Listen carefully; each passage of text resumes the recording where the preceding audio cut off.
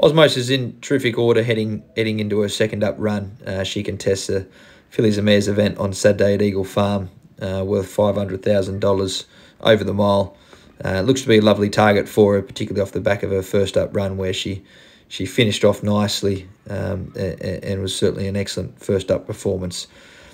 So expecting to see some nice improvement. This is her work on Tuesday morning, certainly quality work from her, the way she continued to progress off the back of that run. Polkatridinus equally in the same race, couldn't have been more impressive first up over the mile.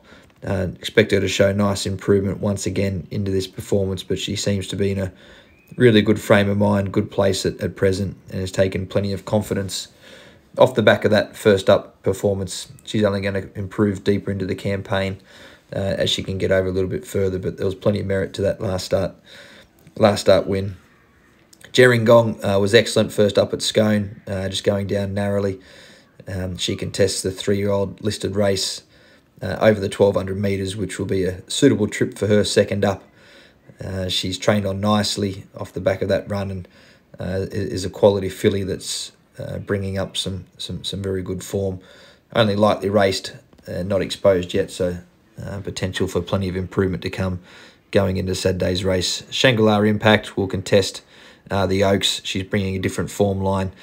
She's been taking on the older horses at the staying trips through the provincial circuit.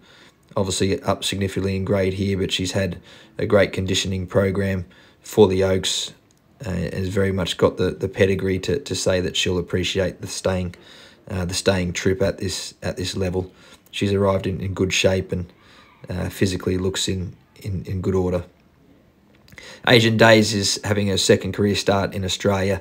First up, a high pressure mile, just had her run off her feet. She looks to have shown some nice improvement just in terms of her fitness. She'll be better for that run, having had the experience under the Australian conditions. I think she'll be able to settle closer. Importantly, we're seeing her on an improving track as well. The heavy conditions may have just found her out there, first up performance, but she looks well in herself and is ready to show nice improved performance. The Novelist was excellent in his first up run at Scone. Showed great tactical speed as he usually does. So expect him to keep improving throughout the campaign. He contests the listed Bob Charlie event on Saturday and looks to have trained on nicely. So an excellent program for him before he heads up to Queensland for the remainder of his campaign. But his first up performance showed his back in great order. Townsend's having his first run in Melbourne for the stable.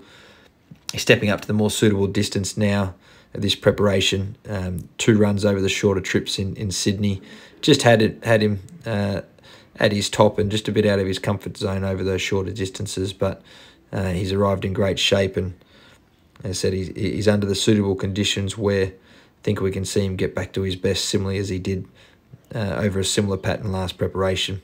Neptunites stepping up to showed great improvement stepping up to the 2,000 metres there last start, breaking his in maiden in impressive fashion, stepping up in grade once again, but there was plenty of dominance about that performance and very much a genuine staying 3-year-old in the making.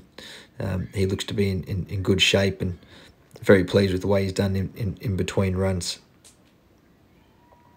Champagne Hero will make his debut run on the Kensington track at Canterbury on Monday. The 1250 metres is a suitable distance for him. First time out, but still well short of his best.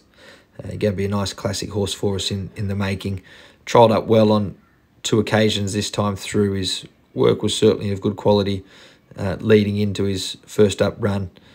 But as I mentioned, he may be a horse that will appreciate over further.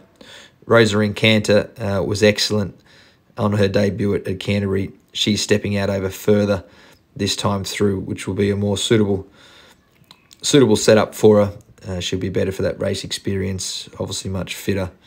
But I think the key to her is getting out slightly in trip. But I was certainly impressed with what we saw from her at her first time out, expecting to see improvement off the back of that run. Sacradero was first up, winning at Goulburn over an unsuitable distance. He steps up to the 1550 at Canterbury on Monday. I think natural progression, natural race fitness and more suitable conditions should see him very well placed here. He's a horse that will no doubt continue to get over further later in his campaign as well, but looks to be a lovely race and a nice next step for him. I like the way he won there last start.